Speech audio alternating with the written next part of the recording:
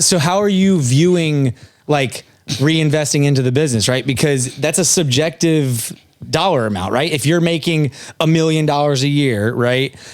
Deciding how much to reinvest and where to reinvest it, like that's going to be subjective depending on who you talk to. So like, how are you making those decisions? What's your thought process around funding the business? I've really been, for the past years, spend whatever it takes to win, you know? And that's why I've gotten this big, because I haven't regulated myself how a typical business would, where certain businesses like, no, use this budget, don't go over 10%. I'm like, fuck that. You don't have a board of investors you have to appease. Exactly. If I believe in it and I'm like, it's worth it. Like when we did In My Musty with Marshawn, I spent $30,000 in digital.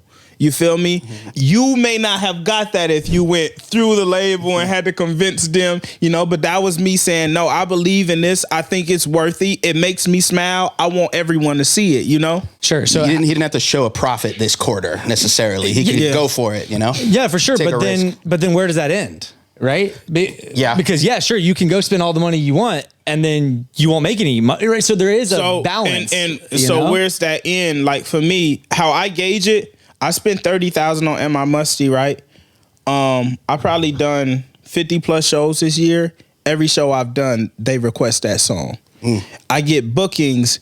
My booking fee right now is anywhere between $25,000 to $75,000. Yeah. So if I get a couple shows, I made my money back. So it's like, you can't literally see the end. But if I spend $30,000 over the span of 30 days, and within that 30 days of me spending that, I get a few offers for shows, I get some feature offers, I get an offer to do interviews paid, I think it's worthwhile. And sometimes the tail is longer. Sometimes I'm spending 30 that month and I don't see it back until 4 or 5 months. But I'm in a position independently where I could take that risk and know that there will be, at some point, it does come back through another means, you know? Sure. So when you say you spent $30,000 on digital, can you break down kind of like how you allocated that? Like at least at a high level? Because I feel like these, artists are always trying to figure out, even if they only have $500 or $1,000, right? It's like, how should we be spending the bread? For In My Musty specifically, I did $5,000 in YouTube and I did $25,000 in IG and Facebook ads. Okay. I didn't even do no TikTok. And so what were you trying to do? Convert them to go stream the song or watch? What were you doing? I just wanted them to see it. Just awareness. Wow. Just pure awareness. Which are cheaper. I don't care.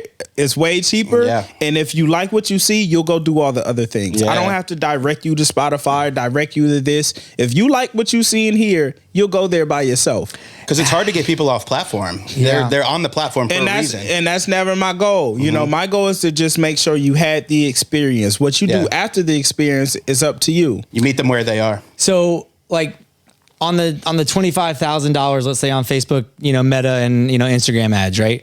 How many people saw the video? What is that shit at on IG? Probably like damn near 20 million? 18 million. So 18 million views on Instagram alone, and the impressions is usually like 4 or 5. Yeah, because I think 4 or 5 times that. Yeah, 4 or 5x that. So a lot of people seen it. Yeah. Wow. And a lot of people know that song. Like when I go do shows and I say, "What do y'all want to hear?" That song never not comes up. Did you do any? We go places and people like, "Yo, the thing you did with Mark," people. It lives in their head. Yeah. Did you do like testing? Did you post, a bunch of stuff for the song organically first and saw one do well, or did you just know? We were already working In My Musty through hella other visualizers with Dancer. As soon as I made that song, I released it really shortly after. I think, when did we shoot that Marshawn clip? I don't even remember, but the song released in like November. The song released in November. We did a bunch of visualized dancers and was working it. And then we got up with Marshawn that month after. And it went, like when I posted that clip, it started moving so fast. It was like, if everyone's already loving it organically, this is the smartest thing I could do. That's what you put gas on. Yeah. For sure. So I never play the guessing game with ads. Yes. Yeah. Yes.